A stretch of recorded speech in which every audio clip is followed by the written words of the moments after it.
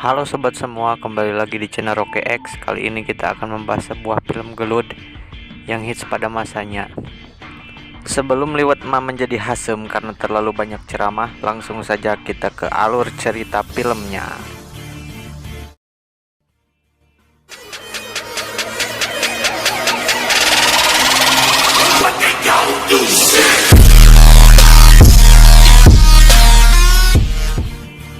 Film ini berjudul Cross Zero 1 yang rilis tahun 2007. Film ini sangat booming pada masanya, bahkan sangat digandrungi oleh kaum muda pada saat itu. Bahkan banyak sekali remaja-remaja di Indonesia yang menirukan kata-kata yang diucapkan oleh Genji. Salah satunya adalah Oh my god. Di awal film kita akan diperlihatkan seorang tokoh bernama Takia Genji yang melihat ke atas tembok, lalu kemudian ia memanjat tembok tersebut dan mengganti kata-kata yang tertulis di tembok tersebut, yaitu Tamao Seri Jawa. Ia ganti menjadi namanya sendiri, Takia Genji.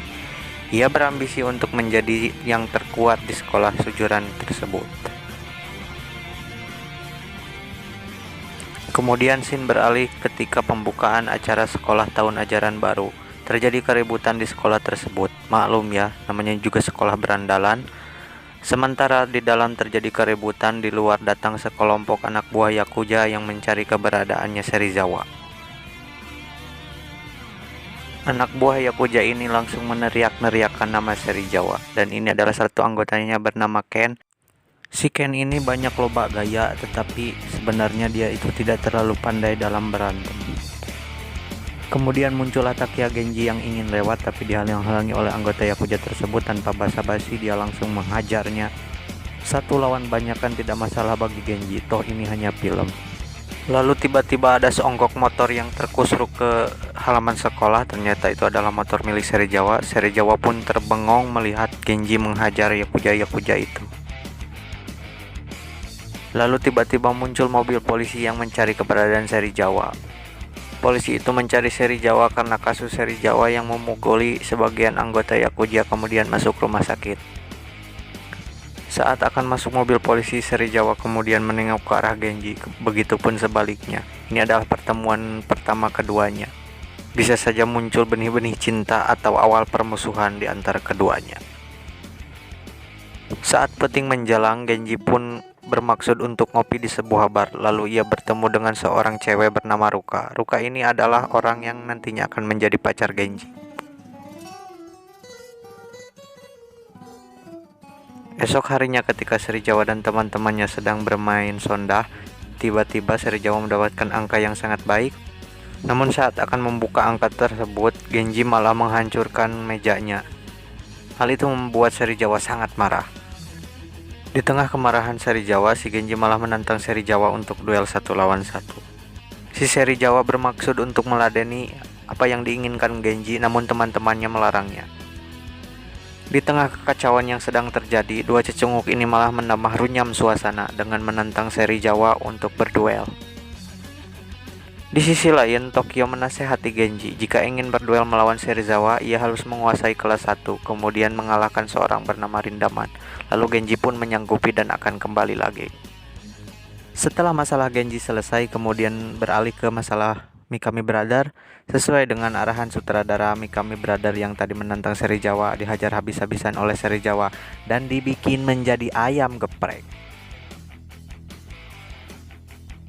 Di lain tempat, Genji yang sedang mencari informasi tentang Rindaman ke teman-temannya, dan tiba-tiba Rindaman muncul di belakang mereka. Anak-anak yang ada di sana ketakutan, sementara Genji hanya terpaku melihat sosok Rindaman. Perawakan Rindaman yang jangkung gede membuat Genji mengurungkan niatnya untuk menghadapi Rindaman pada saat itu. Setelah Rindaman pergi, kemudian datang si Ken tadi, anggota Yakuza yang menyerang Genji. Ken menganggap si Genji ini adalah Seri Jawa. Tanpa basa-basi, ia langsung menghantam Genji. Akan tetapi Genji berhasil mengelak dan membalas. Hanya dengan satu tonjokan, Genji berhasil merumpuyukan si Ken. Melihat si Ken yang ngaringkuk kesakitan, Genji pun tidak tega dan bermaksud untuk menolong si Ken. Kemudian si Genji menolong si Ken dan dibawalah si Ken ke sebuah bar. Di bar itu mereka mulai mengobrol. Dan ternyata si Ken ini dulunya adalah seorang anak suzuran. Ia dulunya ingin menguasai Suzuran, namun tidak mampu karena dia ini tidak becus untuk berantem. Mendengar hal itu, si Genji pun meminta saran kepada si Ken ini agar bisa menguasai sekolah Suzuran. Si Ken pun mengiyakan permintaan Genji tersebut dan akan memberitahu Genji hal-hal apa saja yang perlu dilakukan. Esok harinya, sesuai dengan arahan Ken, Genji mendatangi kelasnya dan langsung mencari orang terkuat di kelasnya. Kemudian berdirilah seorang bernama Chuta. Chuta ini adalah orang terkuat di kelas tersebut. Tanpa basa-basi, Genji langsung menghajarnya, dibikin menjadi ayam geprek. Setelah mengalahkan Chuta, kelas itu sekarang resmi menjadi milik Genji. Malam harinya, si Chuta menjelaskan kepada Genji bagaimana peta kekuatan yang ada di Suzuran. Mulai dari Hideto Bando, dia adalah ketua geng motor.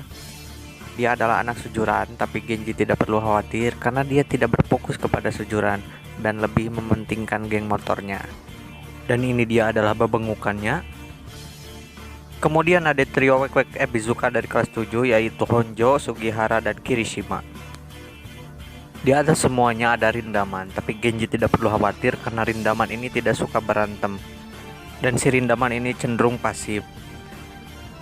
Yang perlu menjadi perhatian Genji adalah Tamao Serizawa. Ia dan antek-anteknya merupakan penguasa di Suzuran saat ini. Ini dia satu lagi murid bernama Makise. Dia ini unik, sering dikalahkan oleh Serizawa tapi tidak pernah mau ikut dengan Serizawa. Kelemahan si Makise ini adalah perempuan. Emang kebanyakan dari kita lemah terhadap perempuan sih. Si Makise ini adalah target berikutnya yang akan direkrut oleh Genji.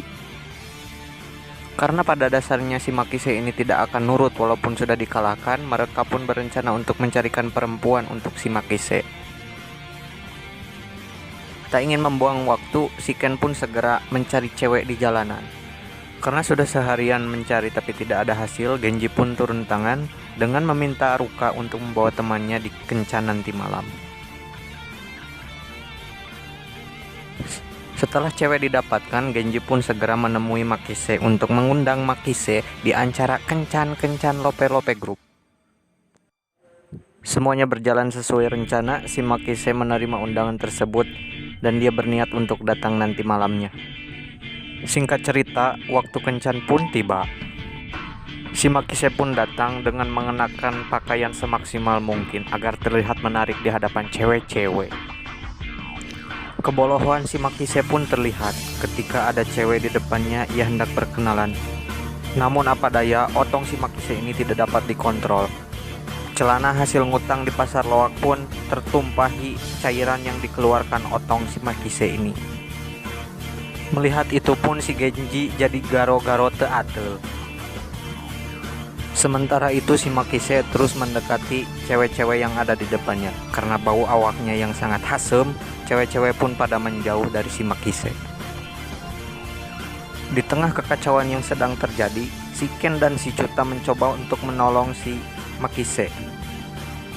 Si Chuta pura-pura menggoda ceweknya si Makise, namun si Ruka ini tanggap juga. Ia dengan cekatan menancapkan garpu di kepalanya si Chuta. Si Chuta pun teriak, dan tanpa sadar si Makise pun membocorkan rencana mereka. Kejadian yang sudah kacau bertambah kacau karena ulah si Makise. Karena kecewa, Ruka dan teman-temannya pun pergi meninggalkan Genji dan kawan-kawan. Karena acara yang sudah gatot alias gagal total, si Genji pun menangis. Si Makise mencoba menenangkan si Genji, karena itu adalah ulahnya si Makise. Kemudian datanglah si Ken yang menawarkan si Makise ini untuk dibawa ke pijat plus. Karena pada dasarnya si Makise ini orangnya hornian, dia pun gak kuasa menahan si otongnya untuk mencerat lagi. Karena celana si Makise sudah basah kuyup akibat cairan si otong, si Genji pun terpaksa membelikan celana dalam untuk si Makise.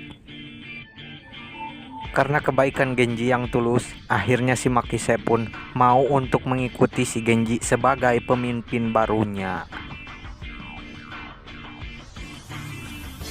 Keesokan harinya si Makise pun bergabung dengan rombongan si Genji. Mendengar kabar itu, si Serizawa pun kesal karena berulang kali mengalahkan si Makise tapi malah bergabung dengan si Takia Genji. Scene beralih di mana Takia Genji mencoba untuk merekrut salah satu murid di sujuran yang cukup kuat, yaitu si Ijaki. Si Ijaki ini cukup kuat dan tidak ikut ke tim Takia Genji maupun seri Jawa.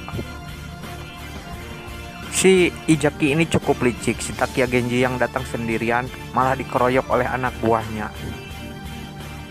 Sebagai seorang anak yang mempunyai tetesan darah dari Yakuza, si Genji ini tetap melawan walau dikeroyok oleh puluhan orang. Hal itu membuat si Ijaki terkagum-kagum akan sosok Takia Genji ini. Ia tidak menyerah meskipun sudah babak belur dihajar massa. Scene berpindah ketika si Ijaki ini membawa tubuh si Genji yang sudah babak belur ke hadapan si Makise dan si Chuta. Melihat ketuanya babak belur bagaikan ayam geprek, si Makise langsung menantang si Ijaki. Tapi si Ijaki langsung ngomong, "Gue yang akan ajarin si Genji." Itu artinya si Ijaki pun mau untuk dipimpin oleh si Genji. Esok harinya pun si Ijaki bergabung, udut bersama, hasil dari nganyuk di warungnya Biois. Kemudian terbentuklah GPS, yaitu Genji Perfect Seiya. Hari-hari pun berlalu dan GPS ini semakin kompak. Mereka ngojai bersama, main sondah bersama, dan ulin berbarengan. Hal itu membuat kelompok seri Jawa semakin gusar. Tanpa sepengetahuan seri Jawa, si Tokaji langsung mencegat si Ijaki untuk digebukin. Aduh, ini beraninya main keroyokan. Singkat cerita, si Makise pun melihat si Ijaki yang tergantung di atas bangunan sekolah. GPS pun segera menolong si Ijaki. Si Ijaki tidak mau menceritakan semuanya dan hanya berdalih bahwa ia ikuti Soledad. Tapi si Genji sudah mengetahui semua itu dan langsung ingin menyerang kelompok si Serizawa. Tapi anak buahnya langsung menghalangi si Genji, karena berbahaya jika si Genji kalah, maka akan hancur semua persiapan mereka. Karena kesal anggotanya masih sedikit, si Genji pun murang-maring dan mencoba untuk menyerang setiap orang yang ada di hadapannya. Tujuannya yaitu untuk merekrut anggota sebanyak-banyaknya agar cepat dapat membalaskan dendam si Ijaki kepada seri Jawa.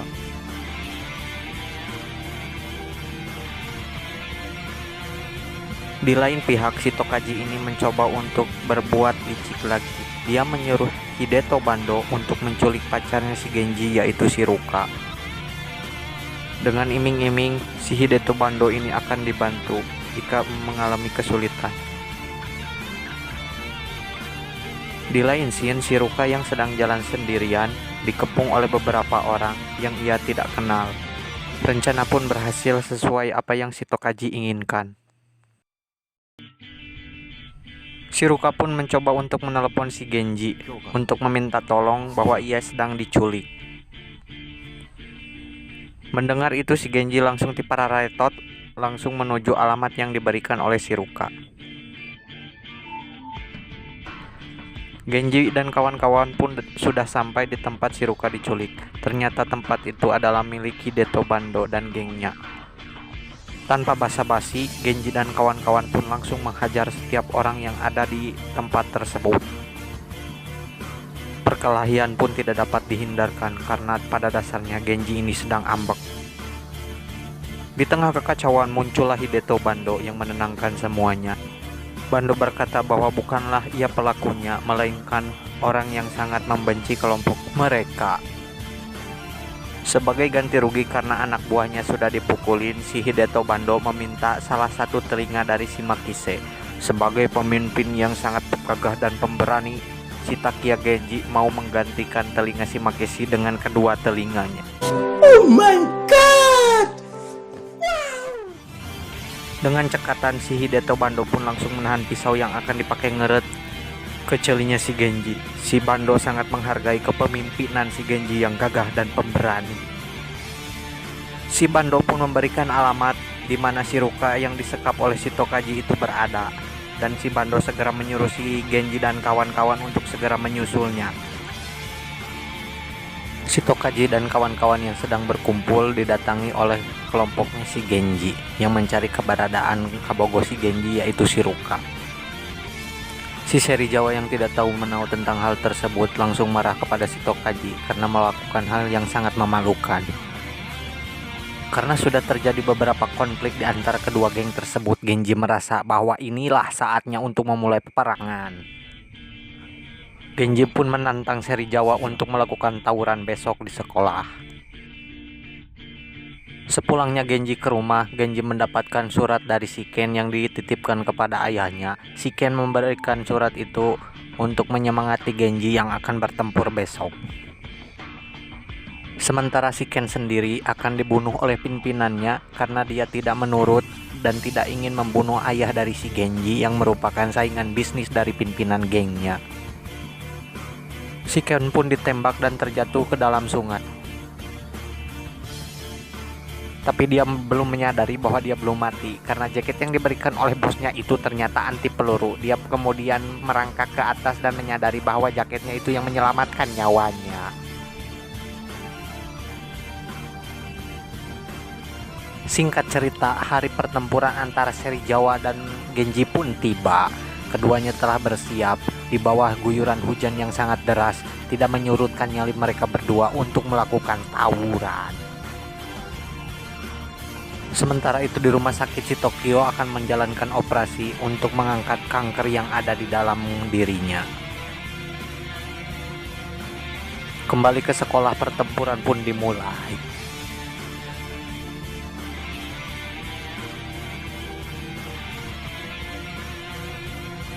Kedua geng mengerahkan seluruh kekuatan yang mereka miliki untuk memenangkan tawuran tersebut. Duel-duel menarik pun tersaji, yaitu antara Tokaji dan si Jaki, kemudian antara Maki Sechuta menghadapi Mikami Brother. Ketika GPS mulai terpojok oleh serangan-serangan dari kelompok seri Jawa, tiba-tiba muncullah bantuan dari Hideto Bando yang kemarin digebukin sama si Genji. Tetapi si Hideto Bando ini mencoba untuk menolong Genji karena dia benci sama seri Jawa dan kelompoknya. Kemudian Hideto pun membantu kelompok GPS hingga kekuatan pun seimbang. Sampai di suatu saat tersisalah hanya Genji dan seri Jawa yang berhasil bertahan.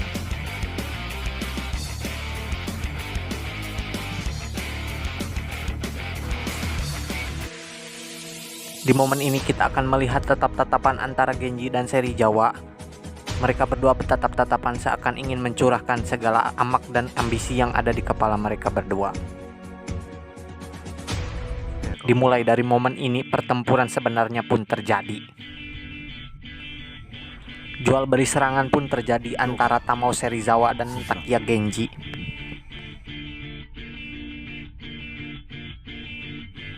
Sampai pada di suatu saat, Genji melepaskan tonjokan Kamehameha-nya dan berhasil menghantam seri Jawa yang langsung ngacongkeng nyuksruk di tanah. Seri Jawa pun nyuksruk dan tidak dapat bangun lagi, yang artinya Genji memenangkan pertandingan atau tawuran ini. Sungguh pertarungan yang sangat melelahkan, terjadi 7 hari 7 malam tanpa henti.